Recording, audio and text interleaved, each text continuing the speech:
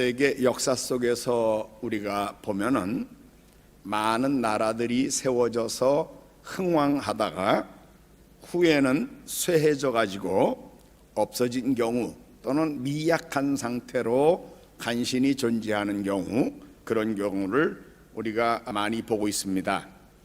역사 속에서도 보고 지금 이 순간에도 우리가 이 세계 지도를 놓고 보느라면은 아하, 이 나라 전에는 부강했었지, 전에는 잘 나갔던 나라지, 그런데 지금은 참 초라한 나라가 됐어, 이런 나라들을 우리가 보게 됩니다.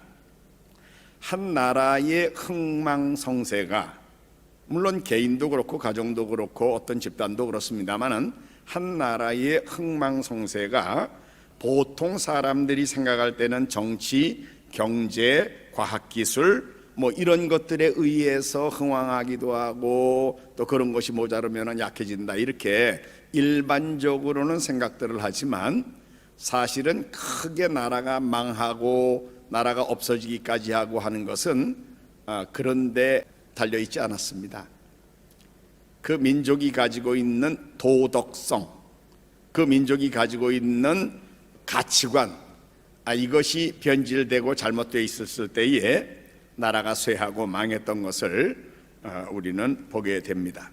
한마디로 하나님이 주권자로 통치하시는 이 세계 속에서는 죄가 흥하면 망합니다.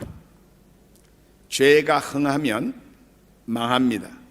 하나님이 심판하시고 하나님의 축복이 끊기기 때문에, 끊기는 것만 아니라 징계가 오기 때문에 죄가 흥하면 망합니다. 특별히 성경 속에 나타나 있는 열왕기상하, 역대상하, 이런 그 역사서 속에 나와 있는 성경이 주는 교훈은, 하나님을 바로 섬기고 하나님 앞에 바른 도덕성을 가지고 생활을 하면 하나님이 다른 요인과 관계없이 복을 주셔가지고 강성하게 하고 흥왕하게 하고 그렇게 만들어 주시지만, 아무리 노력을 많이 하고 여러 가지 다른 요인들이 좋은 것이 많이 있었다 하더라도 하나님의 괘씸죄에 걸리면 망하는 겁니다. 다시 말씀드리지만, 죄가 흥하면 개인도 가정도 국가도 공동체도 망합니다. 이것이 성경이 주는 교훈인데, 특별히 오늘 본문에서는 소돔과 고모라라는 데를 하나님께서 심판하시는 그런 역사에 대한 내용을 기록하고 있습니다. 내용은 우리가 잘 아는 내용이죠. 하나님이 아브라함에게 알려주셨어요. 소돔과 고모라의 죄가 너무 커서 내가 이제 저들을 정말 내가 이제까지 들었던 대로 그렇게 죄가 큰지를 보려고 내가 보냈다. 결국은 내가 저들을 다 멸하려고 그래. 결국은 아브라함이 하나님 앞에 매어 달려 기도합니다. 하나님, 그래도 의인 50명만 있으면 하나님 용서해 주셔야지요. 긍휼이 많으신 하나님, 50명, 그래, 의인 50명 있으면 내가 용서해 준다. 그런데 아브라함이 생각하니까, 그러다가 또 5명 모자르면 어떡해? 하나님, 그 중에 5명 모자르면은 그 5명 모자른다고 멸하실 겁니까? 45명만 돼도 내가 용서하겠다. 또 아브라함이 아무래도 미심쩍어요, 찜찜해요. 그러면 40명은 어떻게 하실랍니까? 40명만 있어도 내가 용서한다. 아브라함이 하나님 앞에 요즘식으로 말하면 애누리를 합니다. 30명이면은요, 하나님 30명만 있어도 용서한다. 20명은요, 20명만 있어도 내가 용서하겠다. 하나님, 그저 용서하십시오. 한 번만 더 요청드리겠습니다. 의인 10명이 있으면 하나님 어떻게 하시겠습니까? 하나님, 의인 10명만 있으면 내가 그 소돔과 고모라와 그 인근의 도시들 의인 10명만 있으면 내가 사하리라, 용서해 줄 거야, 그러셨습니다. 그런데 아시는 대로 소돔과 고모라는 불과 유황이 떨어져서 완전히 멸망해가지고 결국은 그 자리는 지금의 사해바다의 남부 지역에 있는 그런 지역인데요, 이제는 흔적도 없이 소금바다로 변하는 그런 상황으로 변하고 말았습니다. 죄는 나라를 망하게 만듭니다. 이제 이 소돔과 고모라가 가지고 있던 죄에 대해서 좀 같이 살펴보겠는데요, 20절에 보면은 여호와께서 또 이르시되 소돔과 고모라에 대한 부르짖음이 크다. 그리고 그 죄악이 심히 무겁다. 그래서 내가 내려가 가지고 이 모든 이들이 행한 것이 정말 내가 이제까지 들은 거 그대로인지를 내가 확인해 보고 알려고 그래 라고 하나님이 말씀하셨습니다. 부르짖음이 크다. 누가 부르짖었는지 왜 부르짖었는지는 여기 말하고 있지 않아요. 그러나 소돔과 고모라 그 지역에서 하나님을 향하여 하나님 왜 이렇습니까? 억울합니다. 하나님을 향하여 부르짖는 부르짖음의 소리가 하나님이 들으실 때에 너무 고통스러워서 부르짖음이 크다 그 말씀이에요. 공의가 죽은 세상, 의가 핍박을 받고 악이 횡행하는 세상, 그런 세상에서는요, 의인이 또 어떤 의미에서 가난하고 약한 자가 억울하게 부르짖어야만 하는, 부르짖을 수밖에 없는 그런 환경이 조성될 수밖에 없는 거죠. 그러니까 얼마나 그곳에 공의가 집행되지 않았던 지역인가 하는 것을 우리가 이 말 속에서 볼 수가 있고, 그들의 죄악이 심히 무거우니, 죄가 무겁다, 뭐 죄를 조금 지었다는 정도가 아닙니다. 죄가 있다는 정도도 아닙니다. 죄가 무겁다 그러셨어요. 무겁다. 얼마나 죄짐이 컸으면 죄가 무겁다라는 표현이 나왔겠는가, 이걸 볼 수 있는데요. 구체적으로 그러면 이 소돔과 고모라의 죄가 가장 두드러진 죄가 뭐였을까요? 첫째는요, 교만이 이 소돔과 고모라의 특징적인 죄라고 성경은 말하고 있습니다. 에스겔서 16장 49절에 보면은 이렇게 기록이 되어 있어요. 내 아우 소돔의 죄악은 이러하니 그와 그의 딸들에게 교만함과, 지금 소돔과 고모라의 지역에서 가지고 있었던 죄의 하나님이 그 리스트를 말하는데요, 그 첫 번째가 교만함입니다. 교만함. 일반적으로 사람들이 죄 그러면은 교만을 죄로 생각은 잘 안 해요. 가서 사람을 죽였다든지 도둑질을 했다든지 간음죄를 지었다든지 거짓말을 했다든지 그런 거는 죄로 치는데, 교만은 죄로 보지를 않아요. 그런데 하나님이 보실 때 가장 미워하는 죄는 교만이라는 죄라는 거 우리가 알아야 됩니다. 우리 중에 혹시 나는 다른 사람보다는 의로워요, 그런 생각을 혹 하고 있을래는지 모르겠습니다. 그런데 바로 그게 교만일 수 있다는 거 우리가 조심해야 됩니다. 하나님이 제일 미워하시는 죄가 교만이에요. 잠언 6장 16절 17절에 보면은 여호와께서 미워하시는 것, 하나님이 미워하는 게 있어요. 곧 그 마음에 싫어하는 것이 67가지 하나님이 아주 미워하시는 게 있는데, 그 첫 번째가 잠언 6장 17절에 곧 교만한 눈과, 이게 하나님이 미워하시는 것의 67가지 종류 중에 첫 번째가 교만한 눈. 남을 보면서 너는 수준이 그거밖에 안 되지, 나는 그래도 이 정도인데. 여러분, 뭔가 잘난 게 있겠죠. 남보다 뭔가 탁월한 게 있겠죠. 그러다 보니까 남하고 나를 비교해서 교만한 눈, 남을 이렇게 얕보는 거예요. 남을 내려다보는 거예요. 나는 굉장해지는 거예요. 이게 심리적으로 분석해 보면 에고센트릭 마인드, 자기 중심적인 생각이 자기에게 있어요. 내 이름이 중요하고 내가 이래봬도 이렇고, 하나님이 제일 미워하시는 거라는 겁니다. 보통은 탁월한 사람들이 그렇지요. 그러니까 교만해지죠. 남보다 똑똑합니다. 남보다 뭔가 실력도 더 좋습니다. 남보다 뭔가 성취했어요. 그게 노력의 결과일 겁니다. 정말 남들보다 더 열심히 했을 거예요. 물론 그 과정은 훌륭했을 겁니다. 그러나 결과가 교만이라는 것으로 나타나면 하나님이 가장 미워하시는 죄에 빠져 있는 거다라는 걸 우리가 기억해야 됩니다. 그래서 하나님이 얼마나 교만을 미워하시면은요, 죄 중에 하나님이 원수 삼아 가지고 대적하는 죄가 이 교만이라는 죄인 거예요. 다른 죄는요, 하나님이 그냥 벌만 줘요. 그런데 하나님이 대적하는 죄, 하나님이 싸우시려고 하나님이 나서는 죄가 바로 이 교만이라는 죄다라고 베드로전서 5장 5절에 젊은 자들아 이와 같이 장로들에게 순종하고 다 서로 겸손으로 허리를 동이라 하나님은 교만한 자를 대적하시되 겸손한 자들에게는 은혜를 주시는도다 그랬습니다. 교만한 자는 하나님이 대적하셔요. 여러분 우리가 누구하고 대적해가지고 싸울 때 상대방이 나보다 세면 내가 어떻게 되죠? 당하게 돼 있는 거예요. 상대방이 나보다 세면, 내가 더 세면 몰라도. 그런데 아무리 교만해서 내가 탁월해서 교만해지면요, 하나님이 대적하시면 하나님을 이길 자가 누가 있어요? 결국은 망하는 겁니다. 그래서 교만은 패망의 선봉이다, 망하는 거에 앞잡이야, 그렇게 성경은 말을 하고 있습니다. 우리가 가지고 있는 죄 중에 유일하게 하나님의 은혜를 구하지 않는 죄입니다. 다른 죄들은요, 그 죄를 지은 사람이 내가 그런 죄에 빠졌구나라는 걸 깨닫는 순간에 하나님의 은혜를 구하게 돼 있어요. 예를 들어서 제가 어쩌다가 잘못해가지고 간음죄를 지었어요.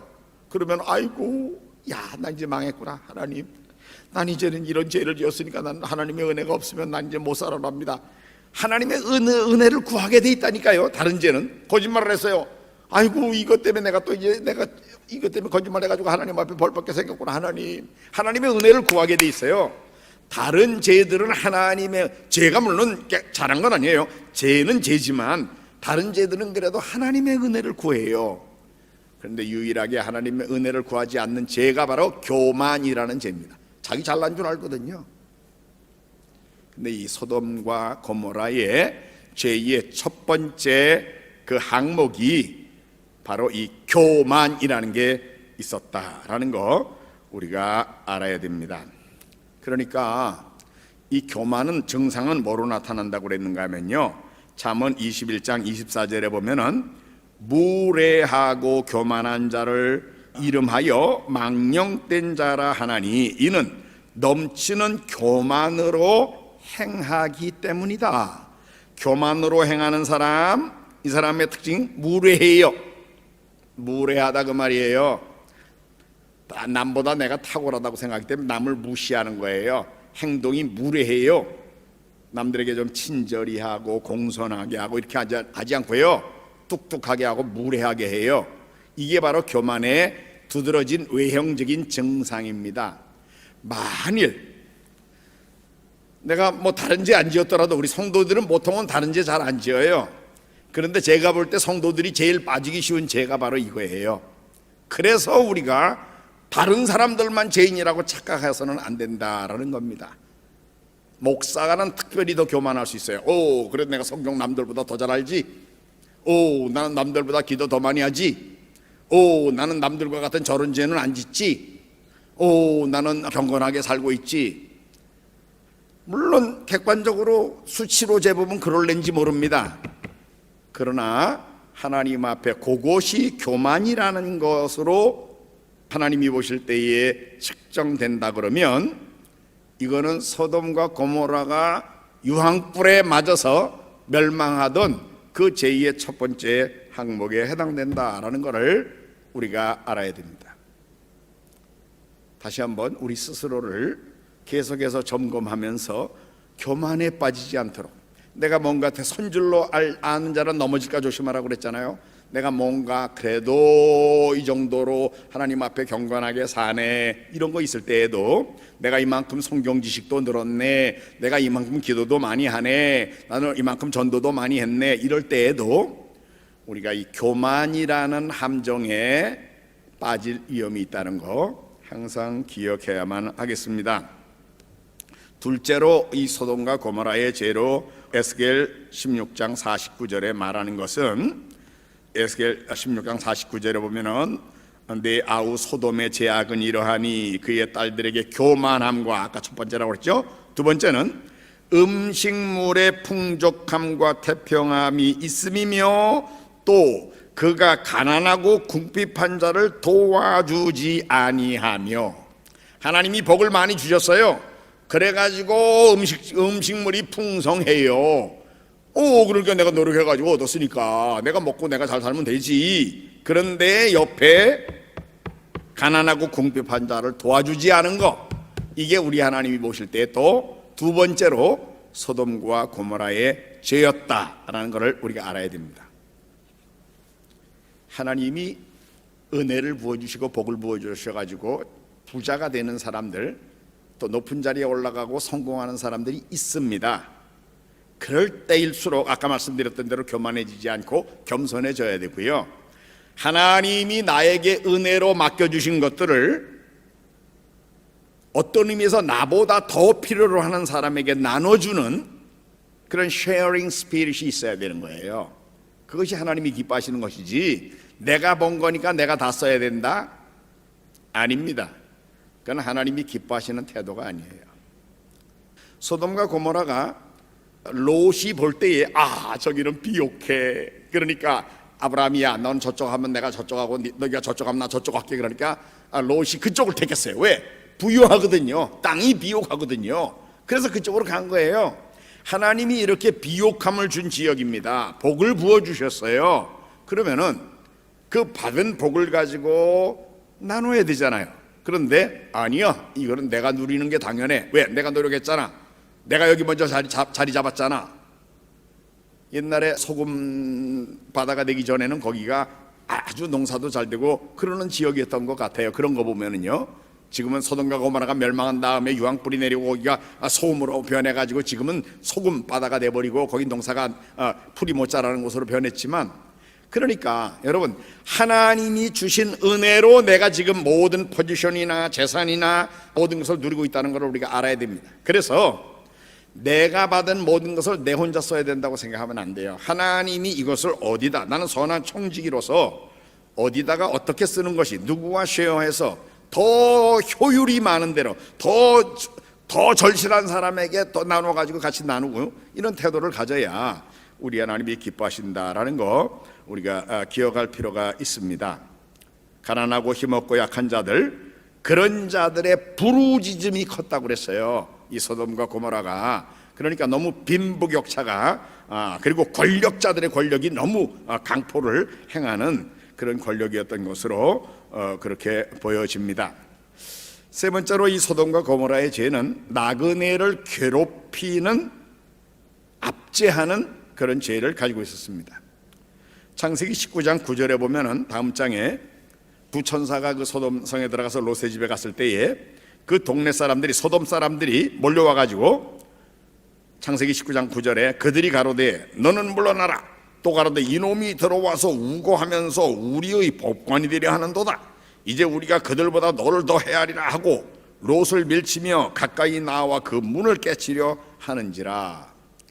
롯은 그 소돔성의 나그네였습니다. 새로 왔어요. 그러다 보니까 지금 너는 우리 토백이가 아니잖아. 굴러온 돌이 여기 우리 토백이들한테 앞에서 왜 까불고 있어? 우리가 시키는 대로 해. 나그네를 괴롭히고 압제한 그런 성격을 가지고 있는 그런 특성을 가지고 있습니다. 여러분, 우리가 어디에 가든지 나그네 외국인들에게 불이익을 주는 것을 만드는 것은 삼가해야 됩니다. 우리가 지금 여기 인도네시아에 와서 살면서 우리가 인도네시아 시민권자가 아니기 때문에 받는 손해도 많이 있잖아요.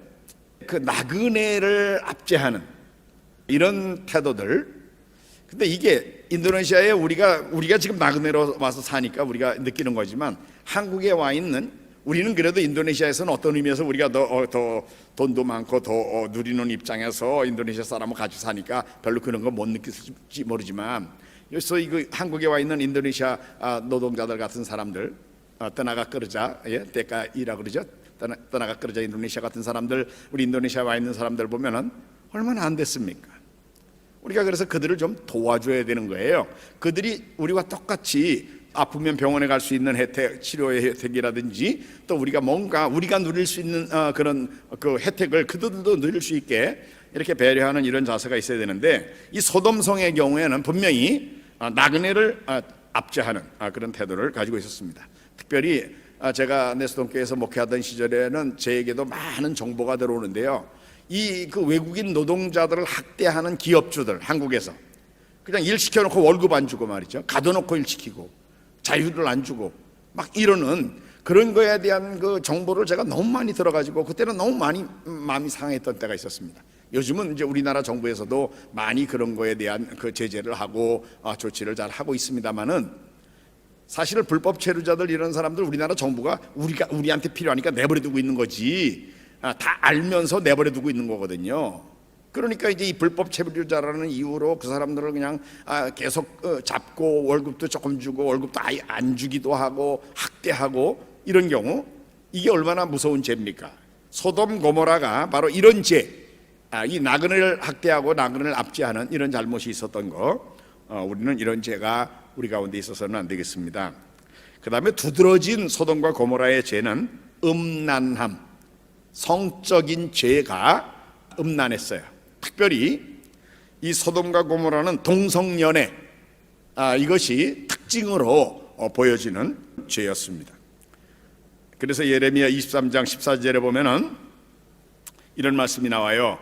예루살렘에 있는 선지자들이 이런 죄를 지었다라는 걸 지적하면서 너희들이 이런 죄를 지었는데 이건 마치 소돔 사람들이 그랬던 것처럼 니들이 그러잖아. 그러니까 소돔 사람들이 하나의 그 뭐라 그럴까요? 스탠다드, 악한 짓 하는 거에 스탠다드로 나왔어요. 이렇게 기록되어 있습니다. 예레미야 23장 14절에 내가 예루살렘 선지자들 가운데에도 가증한 일을 보았는데 그들은 간음을 행하며 거짓을 말하며 악을 행하는 자의 손을 강하게 하여 사람을 그 악에서 돌이킴이 없게 하였은즉 그들은 다 내 앞에서 소돔과 다름이 없고 그 주민은 고모라와 다름이 없었다. 그러니까 이런 나쁜 짓 하는 거, 그 중에 대표가 이제 간음을 하는 거, 간음죄를 짓는 건데 이건 마치 소돔 사람들 같았어, 그렇게 말하고 있으니까 소돔이 얼마나 그 나쁜 짓의 모범이었으면 소돔 사람 같았다 이렇게 말을 했겠습니까? 유다서 1장 7절에도 보면요, 신약 성경에 소돔과 고모라와 그 이웃 도시들도 그들과 같은 행동으로 음란하며 다른 육체를 따라가다가 영원한 불의 형벌을 받음으로 우리들에게 거울이 됐다, 이렇게 성경은 말을 하고 있습니다.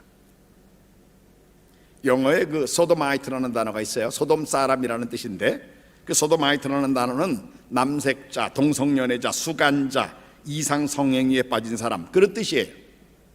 단어가, 소돔 사람이라는 단어가 의미가 이 동성연애자, 동물들하고 이상한 짓 하는 사람들, 이상한 그 성적인 행동하는 사람들을 가르치는 단어라고 영어로는 의미가 그렇게 되어 있습니다. 바로 이 성경에 나와 있는 소돔이라는 데서 온, 그래서 소돔 사람들 그러면은 그거는 이상한 성행위를 하는 그런 사람들, 이런 뜻으로 말하고 있습니다.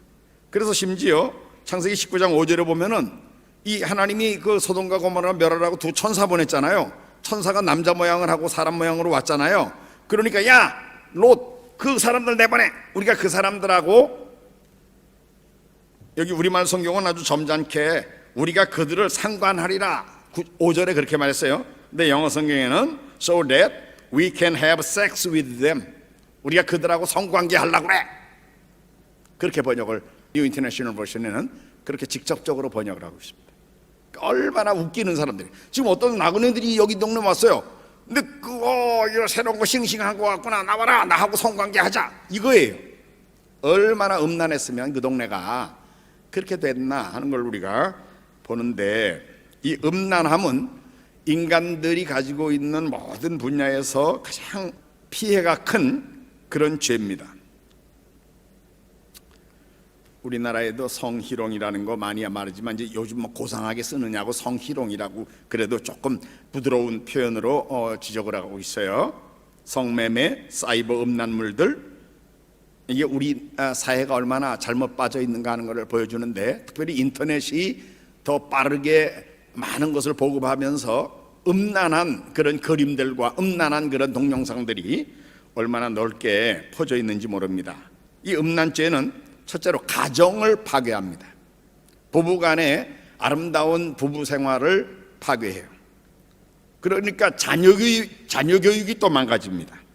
그렇게 되다 보니까 많은 불량자들이 나오게 만드는 것으로 파송이 되고, 결국은 청소년의 탈선 같은 게 여기에서 시작이 됩니다.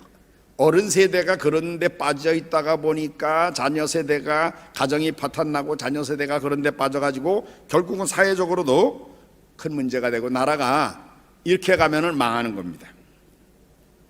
그 다음에 이제 또 하나의 소돔과 고모라의 정말 나쁜 죄는 행악자를 두둔하는 죄, 악한 자를 편드는 죄.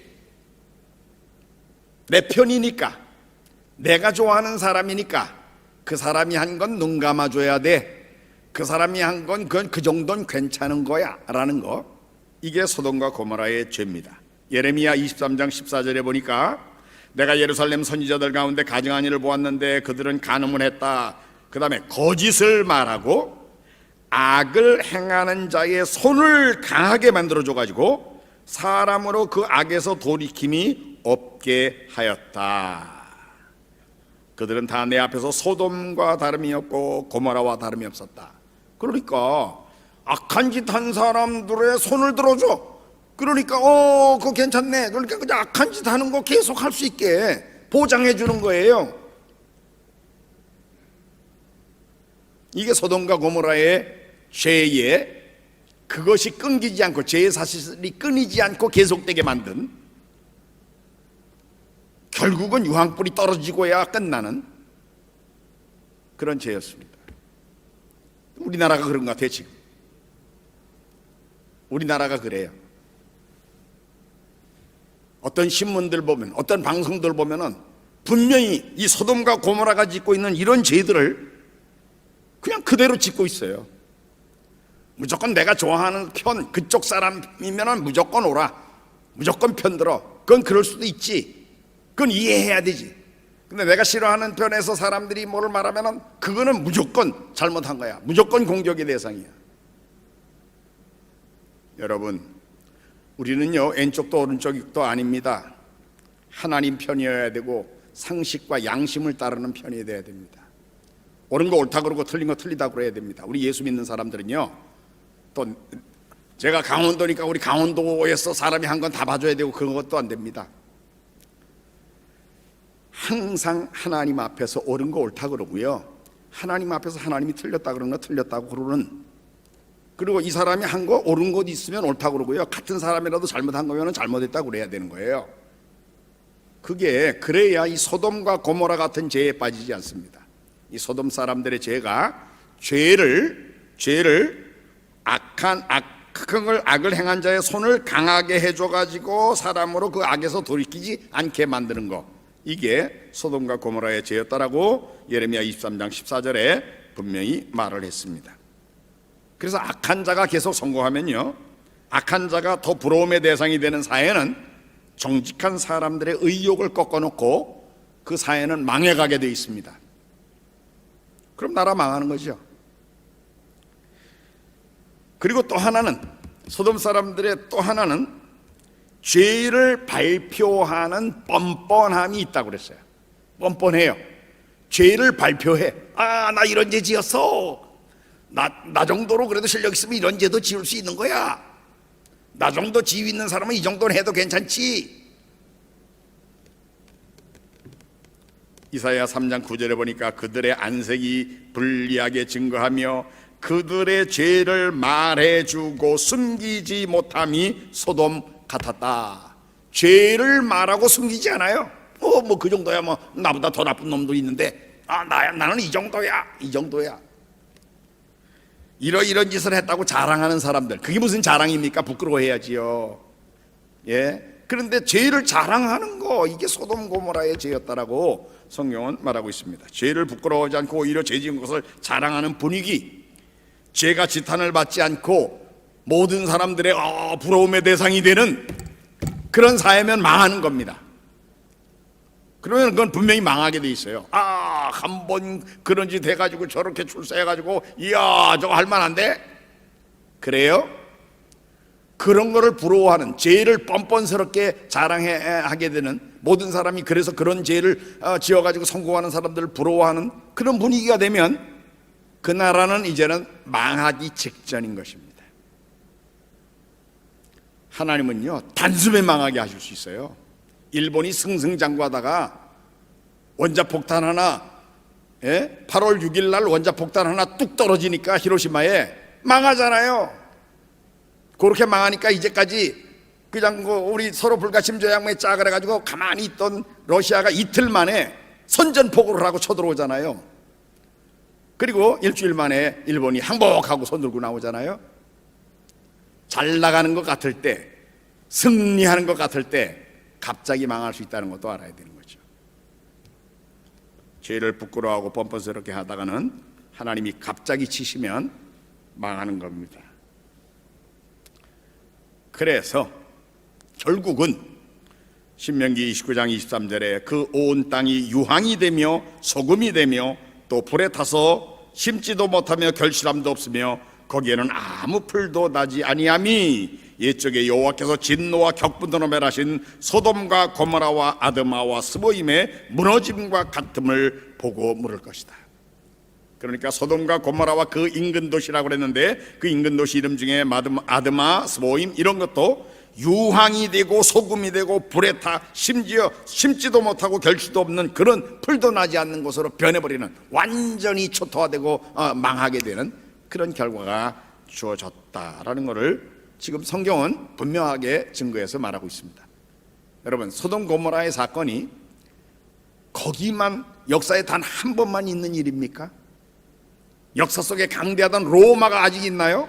망했잖아요. 알렉산더 대왕의 제국이 아직도 있나요? 바벨론이, 아수르부터 바벨론, 메데파샤, 그 강대하던 나라들 지금 어떻게 돼 있죠? 하나님이 미워하시고 제가 관영하면 다 망하는 겁니다. 다 망하는 거예요. 그러니까 우리나라가 지금 뭐 세계 10대 그 경제 강국이 됐다, 뭐 한국 사람 똑똑해, 뭐 한류 문화 뭐 세계적으로 자랑스럽고 GNP는 이 정도 됐고, 예, 하나님의 은혜로 지금 소돔과 고모라에 하나님이 그 소돔 고모라 유황불 내리기 전에 주셨던 것처럼 흥황 거기 부여하니까 롯도 그쪽 택해서 그쪽으로 이민 갔어요. 그러나 한 번 하나님이 야 한계점 넘었다 그러면 끝나는 겁니다. 과거 돌아보면 지금처럼 악했던 때는 없었어요. 우리 한국 사람들이요, 지금처럼 나라가 이렇게 분열되고 이랬던 적은 없었어요. 위험한 겁니다. 그래서 우리가 지금 나라를 위해서 뭔가 정신을 차려야 될 때가 왔다, 이런 생각이 필요합니다. 그러면 어떻게 해야 됩니까? 10명의 의인이 필요한 겁니다. 안 망하려고 그러면 우선 다른 사람들은 우리가 어떻게 할 수가 없잖아요. 다른 사람 어떻게 할 수가 없어요. 우리가 뭔가를 해야 된다고요. 우리가 남에게 야 니들 좀 이렇게 해, 니들 왜 이러냐, 우리가 암만 부르짖는다고 듣습니까?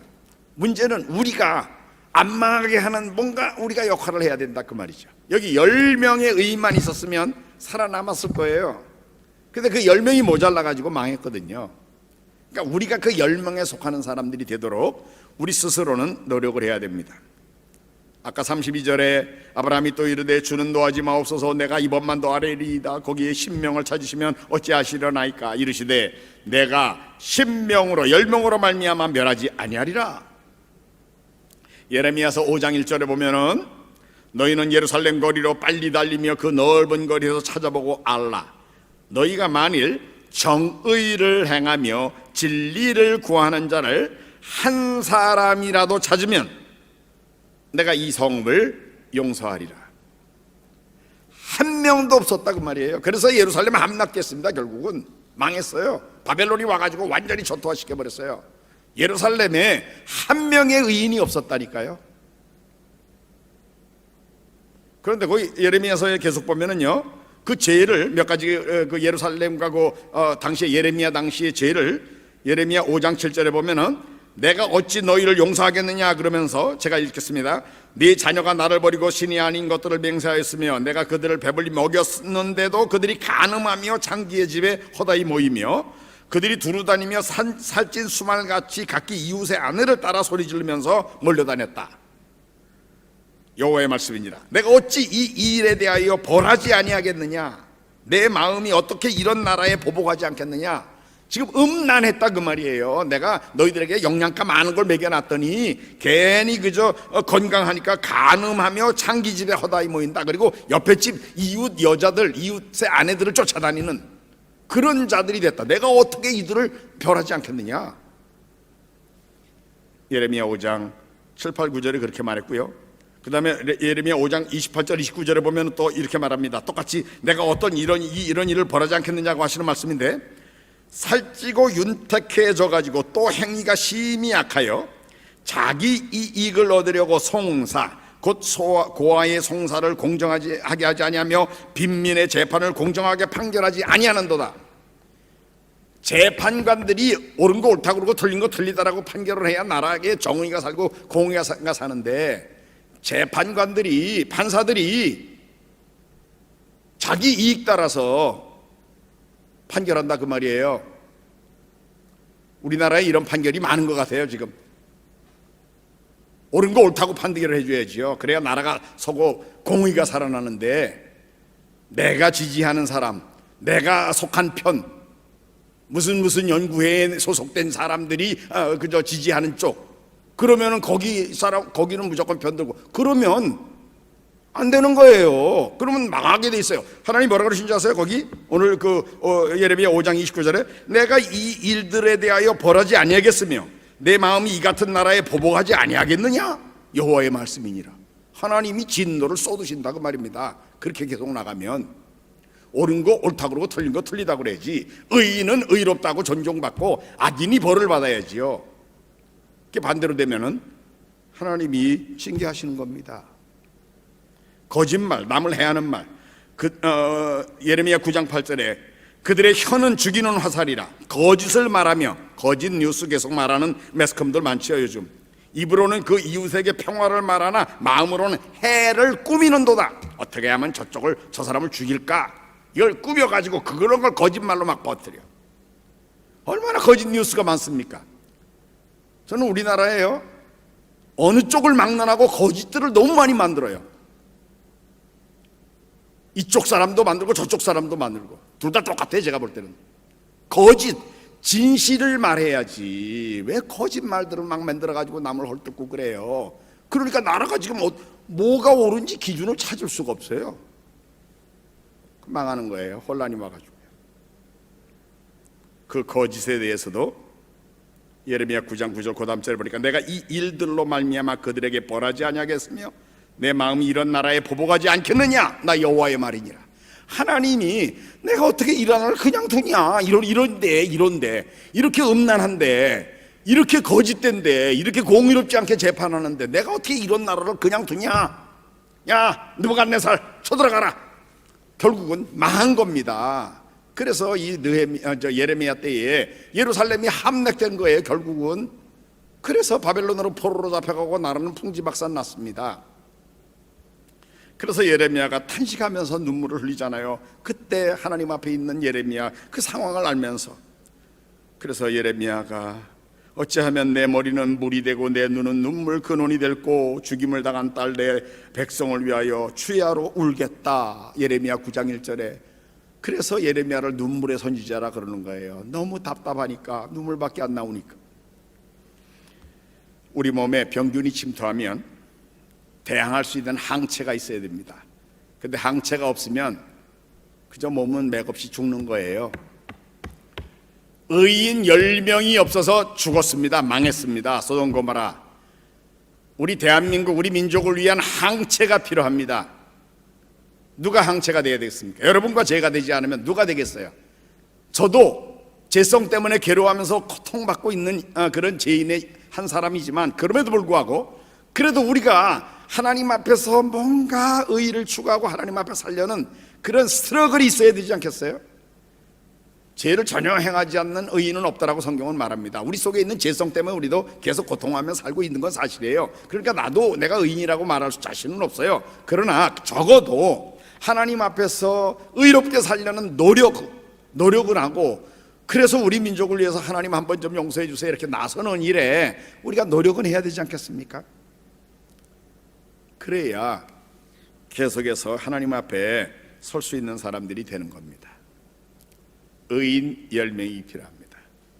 그리고 그 의인들이 아브라함이 기도했던 것처럼 기도하는 게 필요하고, 모세가 이스라엘 백성들 금송아지 만들었을 때 용서해달라고 기도하고, 12명의 정탐꾼들 다녀와가지고 엉뚱한 소리 할 때 또 하나님이 저들을 다 멸한다 그러실 때 살려달라고 용서해달라고 기도하고, 아모스가 메뚜기 때가 오고 불에 재앙이 오려고 할 때 하나님 앞에 막아서서 하나님 용서해 주세요, 어떻게 하겠습니까? 라고 하나님 앞에 하나님이 진노하셔서 진노를 쏟아 부으시려고 할 때 막아서서 나로 멸하시 못하게 할 자, 하나님이 멸하려고 이제는 심판을 내린다 할 때 하나님 앞에 서서 하나님 제발 용서해 주세요 막아서는 사람, 이런 역할을 하는 의인이 필요한 때가 됐다라는 것입니다.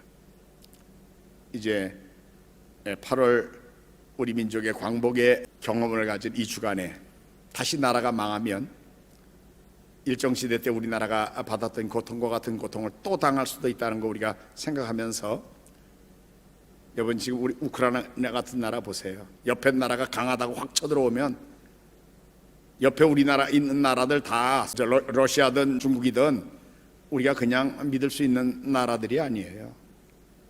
하나님이 우리를 보호해 주시니까, 아직도 긍휼을 베푸시니까 우리가 지금 안전하지요. 하나님이 야 니들 죄가 너무 도수가 넘었어 그러면은 큰일 나는 겁니다. 그러기에 우리가 지금 정신을 차려야 될 때입니다. 1937년 9월 28일 날 러시아가 스탈린이 러시아의 극동지방에 있는 그 블라디보스토크 우스리스 그쪽에 있는 모든 한국 사람들, 고려인들을 다 중앙아시아로 옮겨놔라. 9월 28일 날 명령이 떨어졌어요. 하달됐어요. 한 달도 안 되는 사이에 거기 있던 우리 한국 사람들 다 강제로 기차 태워가지고 중앙아시아로 다 그냥 그 겨울의 추운 절에 갖다 떨겨놨어요. 그게 지금 고려인들입니다. 우즈베키스탄, 카자흐스탄 그쪽에 있는 우리 고려인들이요. 얼마나 비참하게, 가는 중에 500 몇십 명이 그냥 그 기차 안에서 죽었어요. 물이 없고 그 너무 춥고 환경이 열악하니까요. 그리고 거기 내려가지고 그 다음에 서바이브 그 겨울을, 한 해 겨울을 서바이브해 살아남는 일이, 제가 거기 그 우스리스크에 있는 그 박물관에 가본 적이 있는데요. 그 그냥 땅굴을 파고 그 추위에 그 견디면서 그 겨울을 살아남은 우리 동족들의 그때 당시의 얘기를 가서 사진이나 이런 걸 보면서, 야, 나라를 잃어버리면 이렇게 비참해지는구나 봤는데, 여러분 이게 먼 옛날 얘기 같고 다른 나라에만 올 수 있는 얘기라고 착각하면 안 됩니다. 지금 이 세계에는요, 보세요. 아르헨티나 같은 나라 과거에 얼마나 영광스럽습니까? 지금 완전히 망한 나라가 돼 있지 않습니까? 한때 잘 나가는 것 같아도요, 도덕성이 무너지고 우리 하나님이 보실 때 안 되겠다 그러면 끝나는 겁니다. 우리가 정신을 차려서 하나님 앞에 서 있어야 되겠습니다. 이 저녁에 의인 10명이 필요하다. 또 예루살렘 어디 같으면은 한 사람만 있어도 용서하시겠다. 근데 용서 못 받았던 거 우리가 기억하면서 우리 스스로가 하나님 앞에 의로운 자로 서 있도록 그렇게 노력하는 성도님들이 모두 되시기를 주의 이름으로 축원합니다.